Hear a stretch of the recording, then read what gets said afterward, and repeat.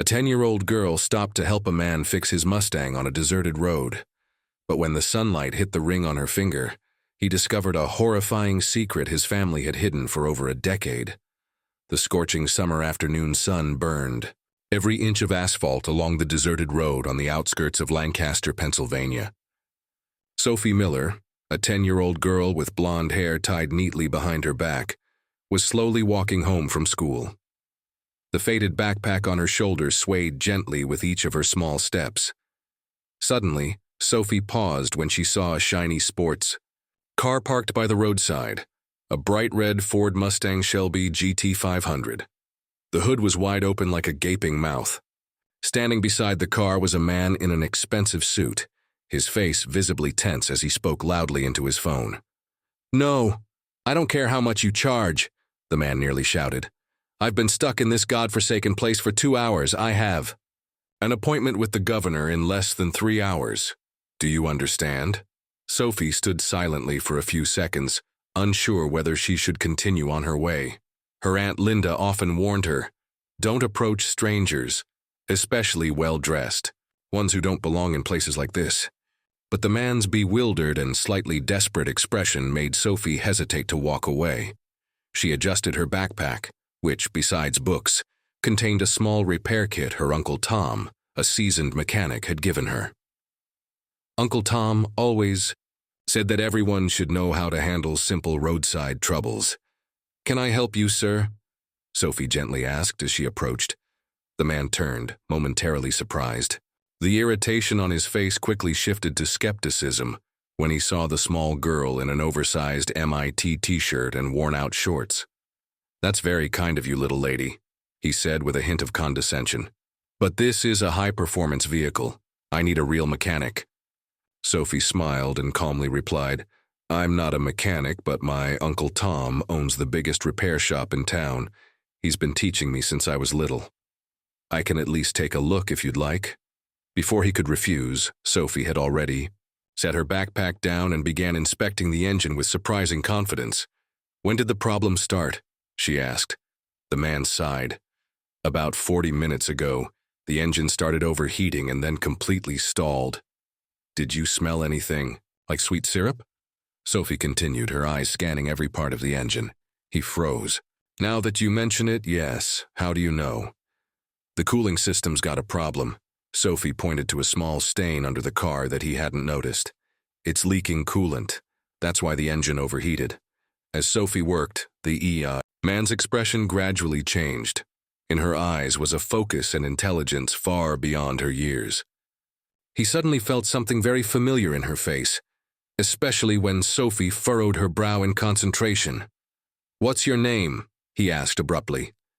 "Sophie Miller," she replied, extending her grease-stained hand to shake his. "Jonathan Blake," he answered, hesitating for a moment. "Very nice to meet you." Sophie opened her backpack and pulled out a small toolkit. "Uncle Tom always makes me carry this repair first aid kit, just in case someone needs help." Jonathan quietly watched as the girl sealed the leak in the pipe with specialized adhesive tape. "That should hold for now, sir. But you should top up the coolant when you get into town." As Sophie raised her hand to brush her hair back, the sunlight glinted off the ring on her finger. Jonathan froze. It was a vintage gold ring with a sparkling emerald set into it, marked by a tiny crescent-shaped flaw. The very gift he had once given to a little girl at Starlight Haven Orphanage, before the orphanage was mysteriously shut down 10 years ago.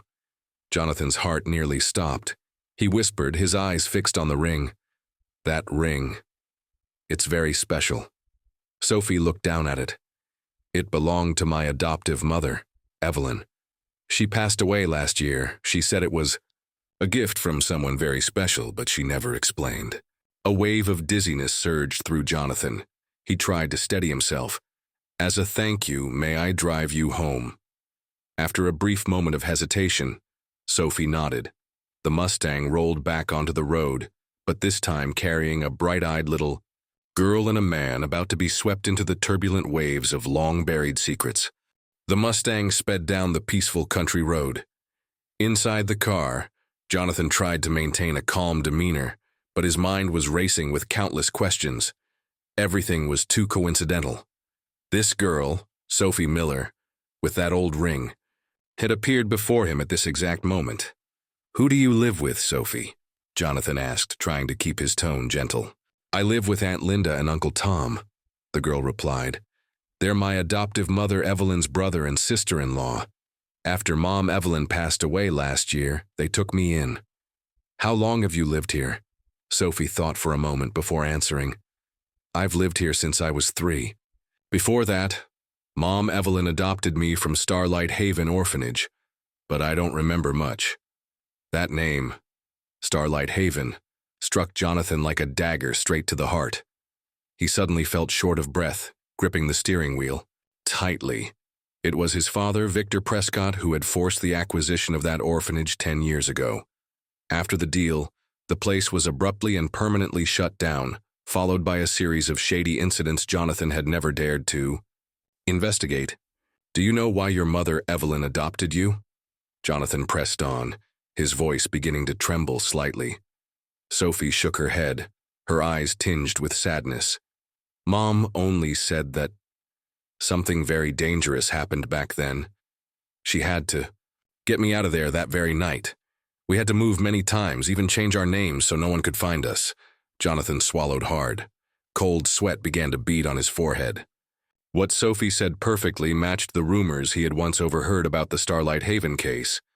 The mysterious disappearance of a nurse and a little girl right before the orphanage was sealed. When the car stopped in front of a small but tidy house at the end of Maple Street, Sophie turned to thank Jonathan.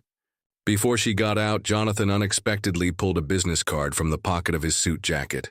"Sophie, if you or your family ever need any help, please call me," he smiled. "This is my private number." The girl curiously accepted the card, politely smiling. "Thank you very much, sir." Jonathan sat silently in the car, watching Sophie's small figure run toward the wooden door. The sunset reflected off the ring on her finger, reminding him of a debt that had never been repaid. As soon as Sophie disappeared from view, Jonathan immediately pulled out his phone and called his personal assistant.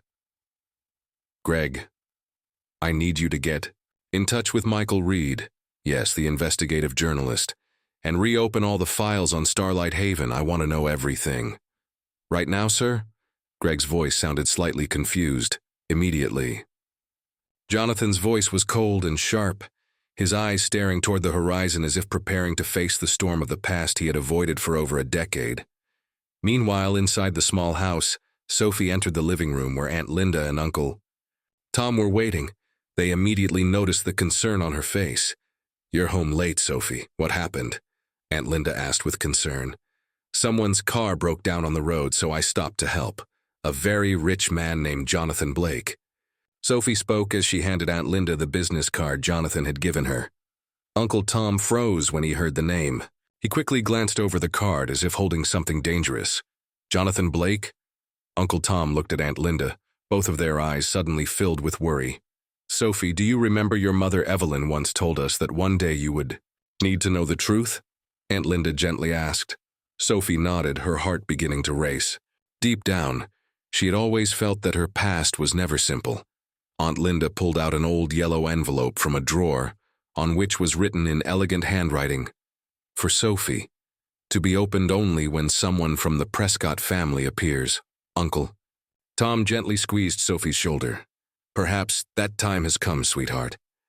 Sophie gently took the old envelope from Aunt Linda's hand, her small fingers trembling slightly.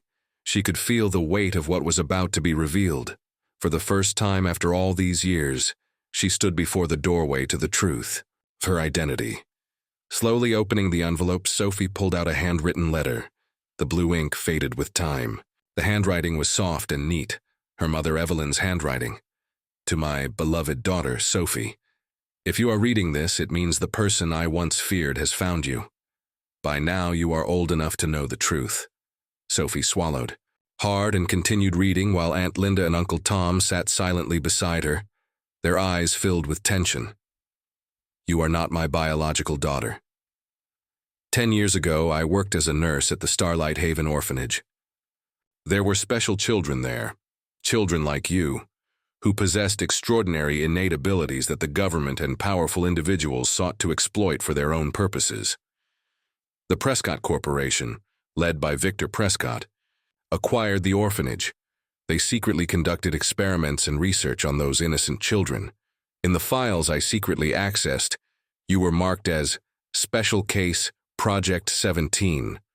They said you had an innate gift for mechanical repair, an ability to analyze complex structures without formal training.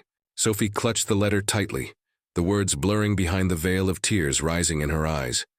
When I learned of these horrors, I couldn't just stand by.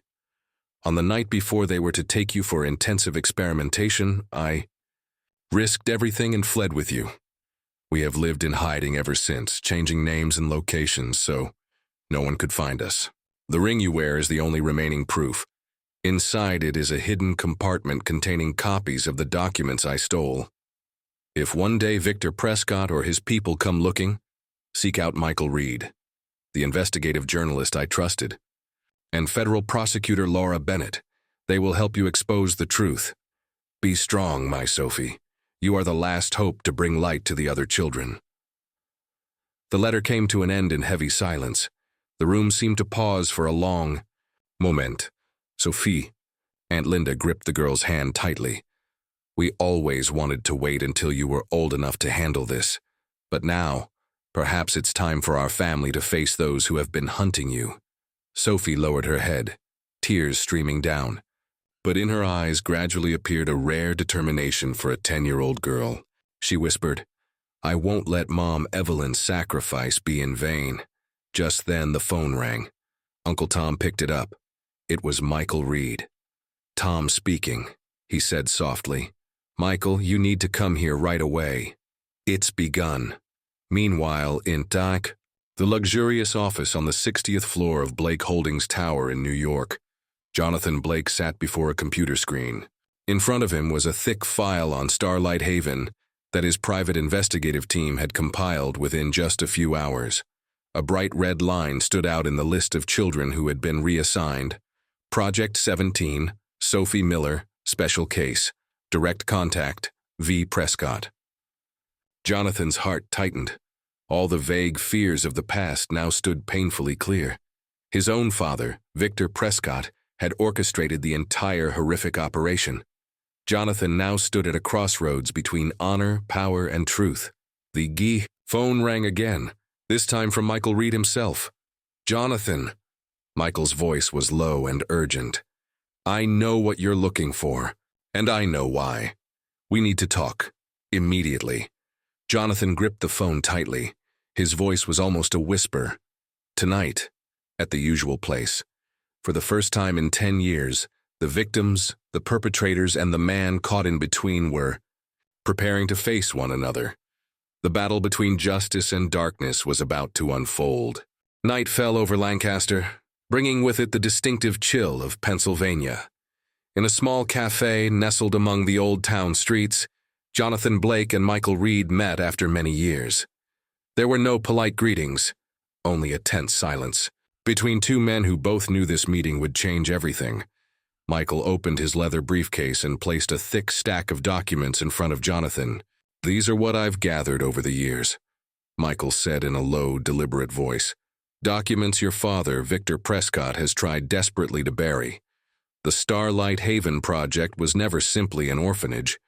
It was a selection, an exploitation program targeting children with special abilities, serving military and industrial interests. Jonathan lowered his head and flipped through the pages. Lists of children, medical records, top-secret military reports, and handwritten notes from confidential meetings. Among them, the name Sophie Miller, or more precisely, Project 17, appeared multiple times with special annotations. You know, Jonathan, Michael continued, it was Sophie's adoptive mother, Nurse Evelyn Collins, who stole these documents. She came to me for help, but eventually had to flee with the child. Until the day she died, she was still protecting Sophie from your father's pursuit. Jonathan closed his eyes, his heart tightening. All these years he had known Victor Prescott was a ruthless man, but he hadn't realized just how far beyond. Human decency, his cruelty extended. Michael locked eyes with Jonathan. The question is, which side will you stand on now? Jonathan sighed. I've been silent for too long, Michael, but this time, I won't hide anymore. We're going to unmask my father. Michael nodded slowly, as though he had been waiting for those words for a very long time. The next day, at the federal prosecutor's office in New York, Prosecutor Laura Bennett received the entire file from Michael and Jonathan. She quickly recognized the gravity of the case. What you've brought me is not just child abuse, Laura said, her eyes sharp and cold. This is a national conspiracy, one that could shake the political and financial system if exposed. Jonathan sat across from her, his gaze heavy. We're ready to fully cooperate, but I have one condition. Laura raised her eyebrow, waiting. Sophie Miller must be fully protected. She's the key witness, but also the prime target my father will come after. Laura nodded firmly. We'll place Sophie and her family into the Special Witness Protection Program. As for Victor Prescott, this time, he won't escape. Meanwhile, at the Prescott estate in suburban Manhattan, Victor was in a private meeting with two of his closest aides. We have a problem, one whispered. Jonathan has allied himself with Michael Reed and the federal prosecutor. Victor gripped his ebony cane tightly, his aged face cold and expressionless. I should have dealt with that girl 10 years ago, he growled. Now she's become the #1 threat. We've stationed people to watch the Miller family. Just give the word and they can take care of it. Victor sneered, a cold smirk curling on his lips. No, we must be cautious this time. If we act too harshly, the entire operation could collapse on us. I need the girl alive until I retrieve all the documents Evelyn Collins stole. And if we fail to retrieve them, sir? The aide asked softly. Victor's eyes darkened, his voice quiet but sharp as steel. Then, at that point, who lived is the real question. Back in Lancaster, Sophie sat in the small mechanic workshop behind the house, where Uncle Tom often repaired cars. Before her was the emerald ring, the object that had unlocked a past she never could have imagined. Sophie, Uncle Tom spoke gently. Things are no longer simple now. But remember, no matter what happens, your family will always stand by you. Sophie pressed her lips together, her young voice filled with determination. I'm not afraid anymore. Uncle, Mom Evelyn risked her life to save me. Now it's my turn to protect the other children. On a spring morning, the 50th floor of Blake Holdings in New York was filled with an unusually tense atmosphere. The entire board of directors had been urgently summoned by Victor Prescott. The powerful old man sat at the head of the long walnut conference table, his cold gaze sweeping across each face. Where's Jonathan? Victor slammed his cane against the floor. He was supposed to be here an hour ago. Suddenly, the double doors swung open. Jonathan entered, his face calm, followed by federal prosecutor Laura Bennett and 2 federal agents. Sorry. Father, I'm a bit late, Jonathan said calmly. But fortunately, I've brought some special guests. Victor straightened, trying to hide his unease. What the hell do you think you're doing? Jonathan inserted a USB drive into the large wall screen. Immediately, classified documents appeared. Lists of children, experimental reports, bribery evidence involving officials, and even audio recordings of secret meetings, where Victor himself directed the hunting and experimentation on children like Sophie. It's all here, Father, Jonathan stated firmly. The Starlight Haven Project, Project 17, shady business deals, and even the mysterious deaths that followed Sophie's adoptive mother's escape. You've stolen the corporation's classified documents. Victor tried to recover. Laura Bennett spoke coldly. No, Mr. Prescott. These are not lawful classified documents. They are criminal evidence, child abduction, illegal human experimentation, on minors, money laundering, murder to cover up crimes. The list of charges is long and the grand jury will be very busy. Victor's face paled, though he struggled to maintain his arrogance. This isn't enough. There's no living witness. At that moment, the conference room door opened once again. Sophie walked in, accompanied by Michael Reed and Uncle Tom. The girl held her head high, her gaze steady despite standing before the man who had tried to destroy her life. "Hello, Mr. Prescott," Sophie spoke in a clear but firm voice. "I believe you still remember Project 17. Victor froze, staring at her. "I never expected you would dare show your face." "Not only am I showing my face," Sophie calmly replied, raising the emerald ring. "I've also brought the evidence my mother Evelyn left behind." Under the bright lights, Sophie gently twisted the emerald, revealing a small hidden compartment inside. A tiny storage chip glittered beneath the transparent casing. "Inside this," Michael said, "is a complete copy of the original data. Research, plans, lists of children, recordings of meetings you attended with the military. The data is triple encrypted. We've fully decrypted it and handed it over to the federal authorities." For the first time in his powerful career, Victor Prescott was utterly silent. His face turned pale, his lips trembled. Laura signaled to the agents, "Arrest Mr. Victor Prescott under federal charges."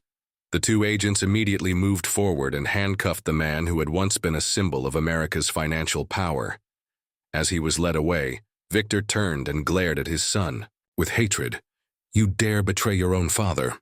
Jonathan replied coldly, "No, I chose to stand with the truth."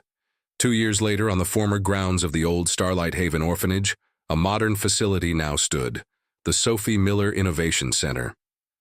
In the lush campus, gifted children studied and created with enthusiasm. On the main stage, Sophie, now 12 years old, stronger and more confident, stood addressing a large audience, which included Laura, Michael, Jonathan, and her family. "When I was little," Sophie began, "I used to think I was just an abandoned child. But thanks to my mother Evelyn's sacrifice, the protection of my aunt and uncle, and the courage of people like Michael and Jonathan, I've learned one thing. The past may be exploited, but the future is for us to write." The entire hall rose in a thunderous standing ovation. Jonathan sat silently in the front row, his eyes red with emotion. He had given up everything, power, fame, wealth, but gained something far more precious: redemption and renewal. Outside the center, a large sign displayed the motto Sophie had chosen as her guiding principle: "Every talent deserves to flourish. Every child deserves freedom." And so Sophie Miller's story came to a close. From a hunted orphan, Sophie Miller had become a beacon of hope for dozens of other children. She not only exposed a dark truth, but rebuilt a system where talent is nurtured through freedom and justice. Sometimes a small act like stopping to fix a stranger's car can uncover secrets buried for decades. If this story touched your heart, please like, leave a comment, and subscribe to the channel to continue following inspiring stories of extraordinary courage. Every subscription is motivation for us to keep telling stories about the power of bravery, truth, and justice.